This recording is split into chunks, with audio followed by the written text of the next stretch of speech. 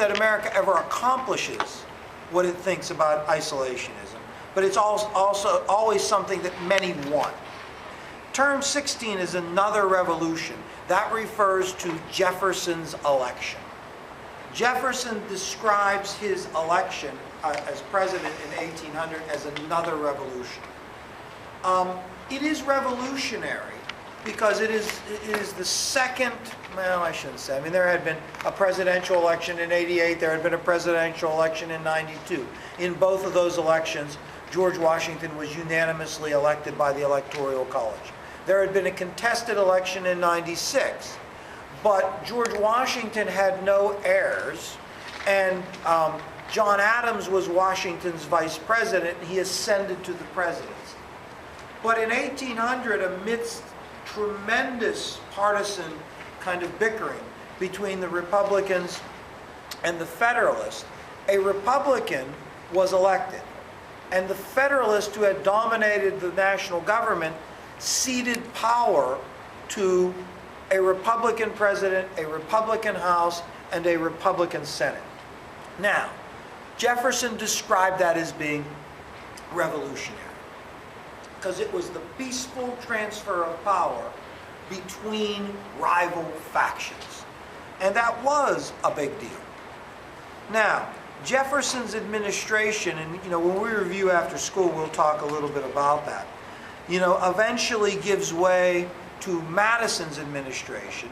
And in Madison's administration, the biggest issue is certainly the War of 1812, which we'll talk about a little bit too later. But after the War of 1812, the Federalist Party, which had opposed it, basically disintegrated for numerous reasons. In the aftermath of the War of 1812, the Federalist Party that was launched by Hamilton and was supported by Adams and had dominated the government between 1892 and 1888 and 1800, right, virtually sort of disintegrates on a national level in the aftermath of the War of 1812. The reasons for the Federalists' demise were, one, they had actively and maybe, and to some extent, treasonously opposed the War of 1812. The Federalist strength was in New England. New England had opposed the War of 1812. They traded with the enemy basically throughout the war. They threatened to secede to some extent as a result of the war. And after the Battle of New Orleans and the sort of the euphoria of nationalism that follows it, the Federalists are viewed as being disloyal. In addition to that, by 1815, the Republicans were doing a lot of things, pursuing a lot of policies that had traditionally been considered Federalist. Like what? What were the Republicans supporting that had traditionally had been considered a Federalist? Anybody remember? Think back. It is the aftermath of the War of 1812.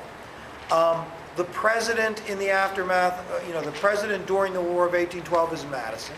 He is succeeded by Monroe. And in the Madison and Monroe administration, some things happened that might have made Hamilton happy. Go ahead, Brahani. Well, the American system is part of it, but what in the American system? Go ahead, Cole. National bank, maybe? A national bank was something that would have made Hamilton happy. Tariffs were something that would have made Hamilton happy. And these were things that the Republicans, or some Republicans, were supporting. And so for these reasons, the Federalist Party sort of fades.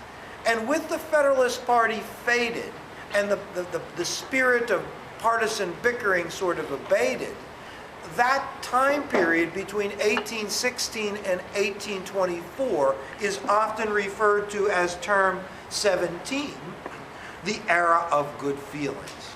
The era of good feelings corresponds with the Monroe administration, and the greatest evidence of that is in 1820, Monroe was unopposed for the presidency. He was unopposed. There was no Federalist opposition.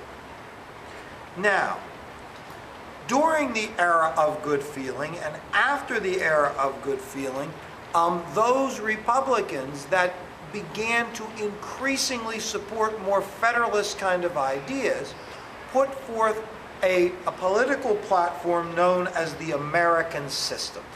Now, term 18 is platform. Platform is, the analogy of a political platform is this.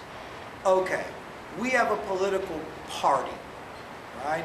Our political party is going to run candidates for office. We are going to select candidates who represent our party. Now, when we select candidates, we want those candidates to stand on something. What do they stand on?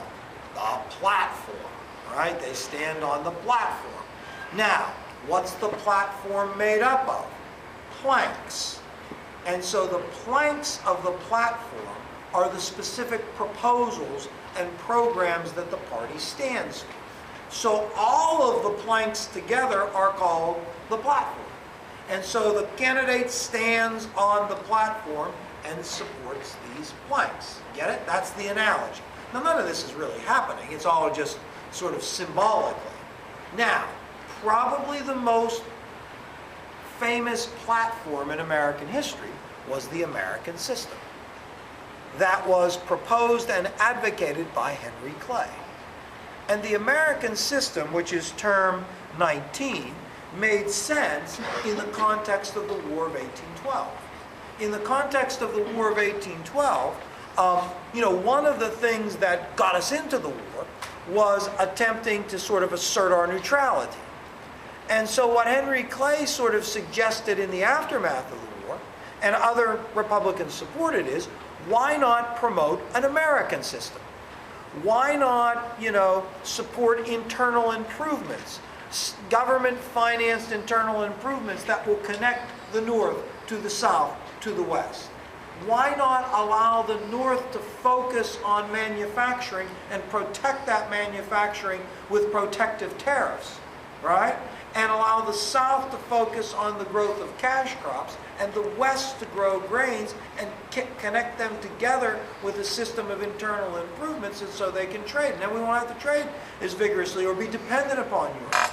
And why not promote a national bank that will loan money to manufacturers or farmers or whoever needs it and provide a reliable currency that will facilitate trade between the sections of the country?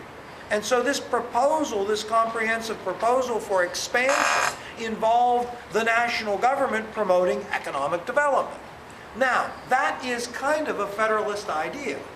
And Henry Clay, who advocated this, eventually his faction of Republicans are going to be called the National Republicans, the Republicans that have a national agenda, right?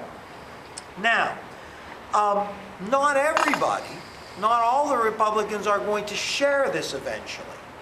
And this becomes evident in the election of 24.